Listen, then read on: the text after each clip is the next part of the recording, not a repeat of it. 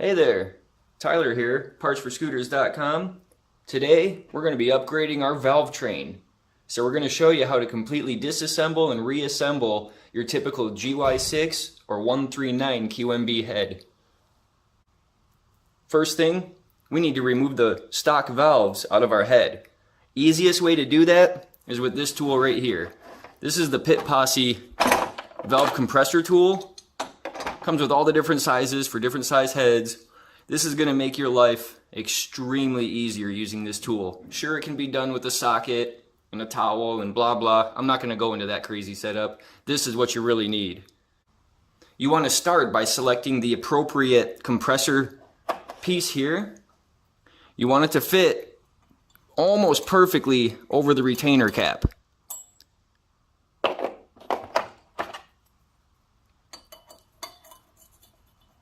I would say this one's a 23 millimeter.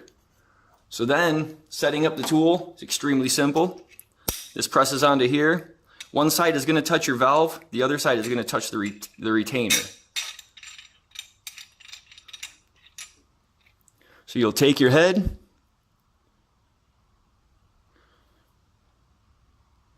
we're going to slip this up and try to get this end centered on the valve while you spin the other down to the retainer.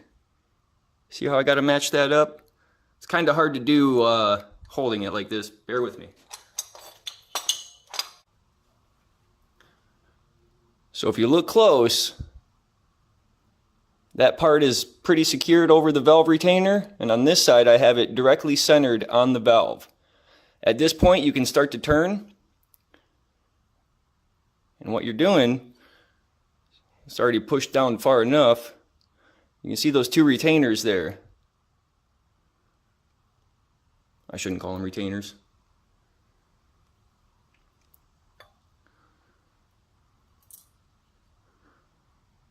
Just like that.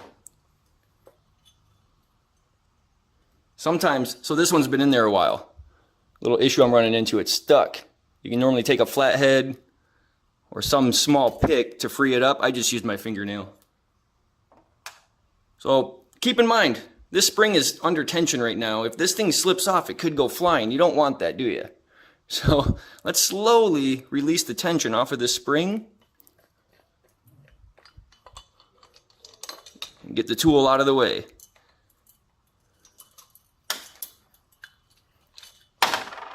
There goes the retainer. You'll have an inner spring and an outer spring. There is a washer underneath these springs that sometimes sticks because of the oil. It's a very, very thin washer. There's also an oil seal at the bottom of the, I shouldn't say the bottom of the stem, but there's an oil seal right there. We're gonna be replacing that as well. Might need some pliers to pull this off. Once you get it off, you're going to want to do the same exact steps on the other valve until you've got a completely disassembled head. Don't worry about pulling out the valve guides or the valve seats. Those are going to stay. So we have our head fully disassembled. The tool is put away, ready for the next job. And we've held on to our valve keepers, the washers that go under the springs, and obviously the valves. We're going to be upgrading our seals, titanium valve retainers, and 12,000 RPM rated springs. With these springs, you will get far less valve float, same with the titanium retainers, and they should help us get a snappier throttle response if the power is there. The oil seals, the Viton oil seals, they're rated for a higher heat resistance and just longer wear and tear. So these are just a good upgrade if you're going this deep in your head. Let's get started. Okay, so now we can start the reassembly process. What I like to do first, just to get it out of the way, pop these oil seals on. Just like that. Not too difficult, they snap right into place. Now go ahead, grab the valve you're working with. I'm going to start with the exhaust valve, slide that bugger right up into there.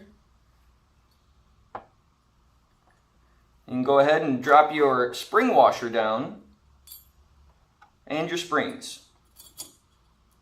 Now here's the tricky part. You want to get these little tiny keepers into the retainer. These keepers have a taper to them. On the side, the thicker side, there's a lip. That lip is what's going to grab the valve. So you want to put the small end taper side down into the keeper. Just go ahead and drop it in there, but make sure that it sits flush along against the wall. You're going to want to do that with both of them, so they sit in there almost face to face. You know, just basically they're butted up against each other. Now go ahead and drop that onto your spring. And this is where this handy dandy tool really helps. This is the valve insertion tool. And what we're going to do is you want to aim up the centerpiece that's spring loaded with the keepers we just dropped down in there. Try to picture yourself pushing those keepers over the valve centered. If you're a little bit off, it's going to push off and you'll have to redo all this again. Most of the time though, you don't get this first try. Let's see what happens. So I'm going to center it up. I'm going to push down. And that only grabbed on the one keeper. I could feel it.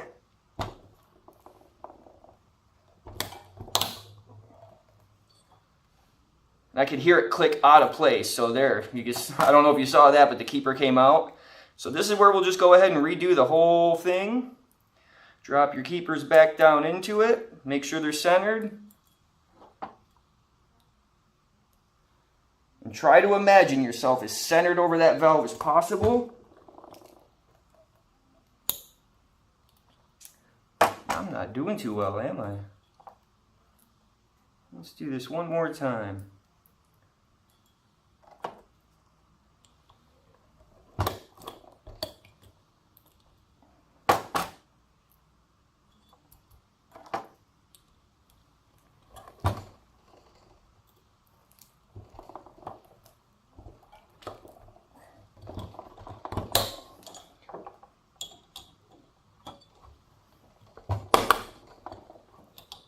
There we go.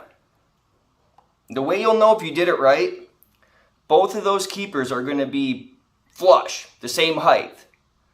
It's probably hard to see with me doing the video right there, but one of the keepers had come out a couple millimeters up. It jammed in and kind of held everything in place, but I could see it instantly. So I just pushed the tool right back down on there. And when you get almost all the way to the bottom, if you wiggle it, you'll sometimes either feel it click into place or push right back off and click out of place. Go ahead and do the other side now. Got the valve, we got the washer, got your springs.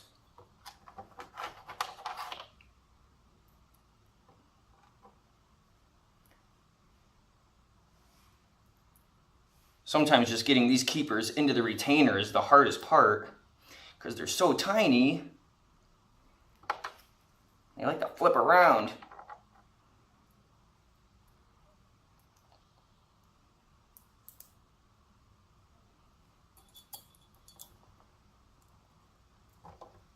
Take my handy dandy insertion tool.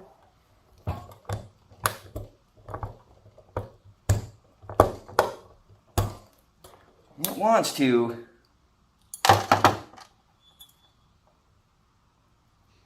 Let's take those out.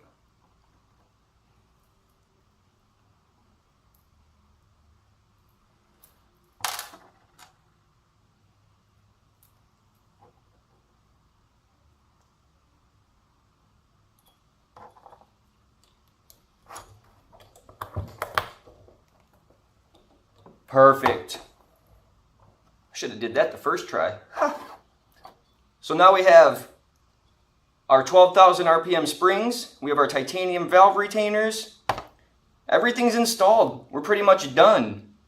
If you want to double check to make sure that these valves are sealed perfectly, you can take a flashlight, shine the flashlight directly against the combustion chamber, and then look inside the ports. If there's any kind of valve leak, you are going to see light inside the port escaping by the valve. I can't show that on the video right now, I apologize for that, but just a good way to check. As you can see, we are ready to install this and put our aftermarket performance cam on to really unleash the power. So the stuff you saw in this video is our Pit Posse valve spring compressor tool. We have the Universal Parts multi-valve tool. Over here we have our titanium valve retainers, the RDR 12,000 RPM valve springs. Then we have underneath the SSP-G Viton valve seals. I hope this video helps you in the future. If you like it for any reason, be sure to give us a thumbs up, click subscribe, drop any comments you have below. We look forward to helping you out in the future. Thanks.